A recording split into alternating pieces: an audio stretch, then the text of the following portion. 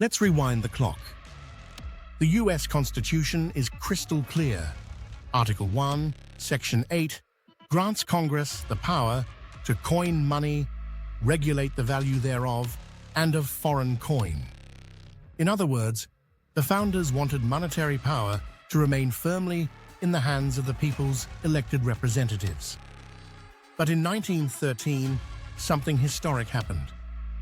In the middle of the night, while many members of Congress were away on Christmas break, the Federal Reserve Act was passed.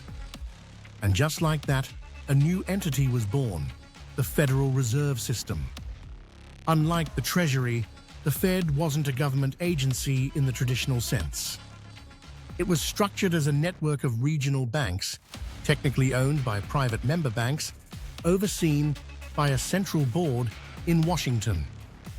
Supporters claimed it was necessary to stabilize the economy and prevent banking crises. But critics saw it as a Trojan horse, an institution that gave immense power to private bankers under the guise of serving the public. And here's the kicker. The Federal Reserve is nowhere in the Constitution. It exists only because of legislation, crafted and pushed through with the influence of America's wealthiest financial elites. So the big question is, how did bankers, people with billions at stake, manage to gain control over something so fundamental as the money supply? The power behind the curtain, the answer lies in the structure of the Fed itself. Officially, the Federal Reserve is governed by a board of governors, plus members of the Federal Open Market Committee, the FOMC. These individuals set monetary policy, decide interest rates, and control the printing presses, metaphorically speaking. But here's what most people don't realize. The real strength of the Fed comes not from the government, but from its members and the financial system surrounding it. Out of the 19 voting members in the system, the balance of power is everything. And right now, something unusual is happening. Two members of the Fed are openly breaking ranks. They're not backing current Fed Chairman Jerome Powell. Instead, they're leaning toward Donald Trump's camp, a stunning political move that could fracture the institution from the inside. Remember, the Fed's power is collective. It relies on presenting a united front.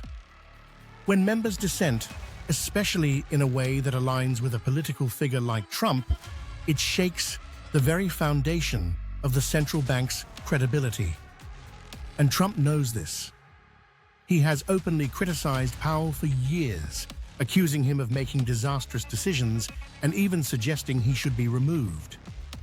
If Trump succeeds in reshaping Fed leadership, it could fundamentally change the way the institution works. Trump versus Powell, a battle for control. Let's talk about Trump's battle with Powell. Powell, as chairman, represents the stability of the existing financial order. He has the backing of Wall Street, the international banking community, and the traditional establishment. His job is to maintain confidence in the dollar and keep inflation under control, at least in theory. Trump, on the other hand, sees the Fed as an obstacle. During his presidency, he repeatedly pressured Powell to cut rates and stimulate the economy. He even floated the idea of firing Powell, something no president has ever done successfully. And here's where things get even more dramatic. If Trump's dissenting members of the Fed give him leverage, he could effectively take control of the central bank. The independence of the Fed, already controversial, would collapse. Instead of being an institution guided by collective decisions, it would become a tool in Trump's political arsenal. That's not speculation. Trump has already signaled that he wants to weaken the Fed's independence and put monetary power back under presidential influence. If he gets his way, the financial world as we know it could be turned upside down. The legal fragility of central banks. Now let's zoom out for a second. People often talk about central banks like they're untouchable, all-powerful institutions. But in reality, their legal foundation is much weaker than most realize. The Federal Reserve, the European Central Bank, the Bank of England, they all exist because of laws, not constitutions. They're not permanent fixtures of democracy. They're constructs, structures created by politicians, often influenced by bankers, and vulnerable to political winds. And here's the uncomfortable truth. If political leaders decide to change the rules, these central banks have little defense. Their power isn't sacred. It's borrowed. This is exactly why Trump's challenge matters so much. By questioning Powell, by threatening to reshape the Fed, he's reminding the world that the so-called independence of central banks is an illusion. Trump's plan, devaluing the dollar. So what's Trump's ultimate strategy? It's simple, devalue the dollar. Trump wants weaker dollar for help pay down $37 trillion debt.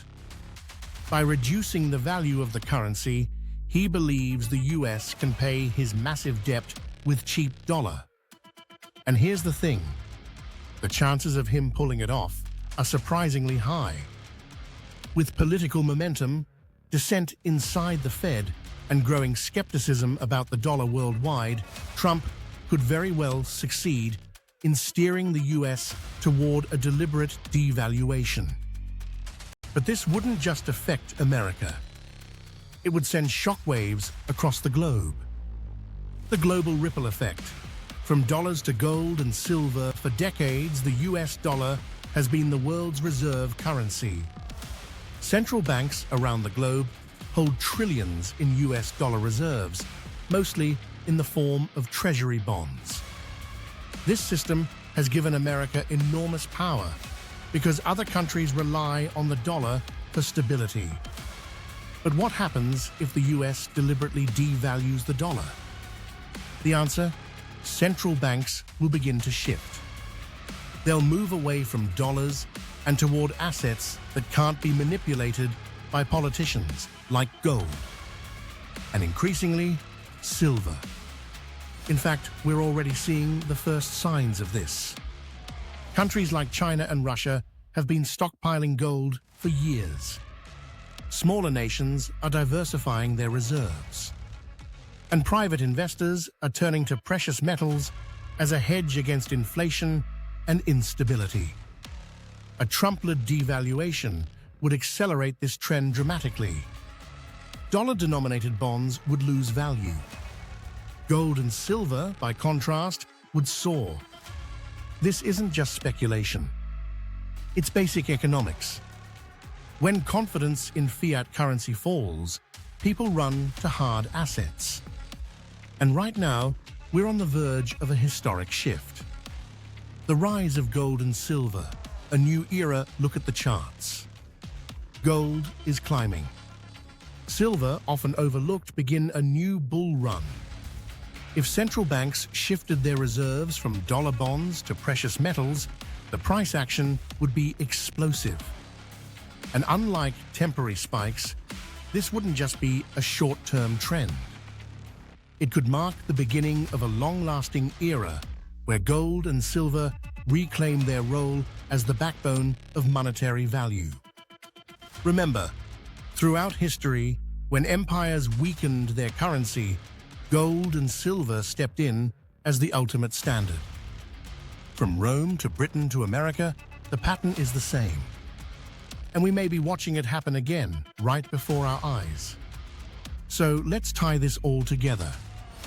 The Federal Reserve was never part of the Constitution. It was created through influence and loopholes, driven by powerful bankers. Its strength lies not in law, but in perception and in the unity of its members. Today, that unity is cracking. Trump is challenging Powell. Dissenters within the Fed are emerging, and the illusion of independence is unraveling. If Trump succeeds in taking control, he'll push for a weaker dollar, a move with massive global consequences. Central banks around the world will respond by shifting away from US reserves. Gold and silver will surge, not just for months, but potentially for years to come. The question is not whether change is coming, it's whether you're prepared for it. Because when money, power, and politics collide, history doesn't wait for anyone. If this helped you see things differently, drop a comment and will answer your questions. Subscribe for more honest finance content, and remember, smart money doesn't sit. It moves.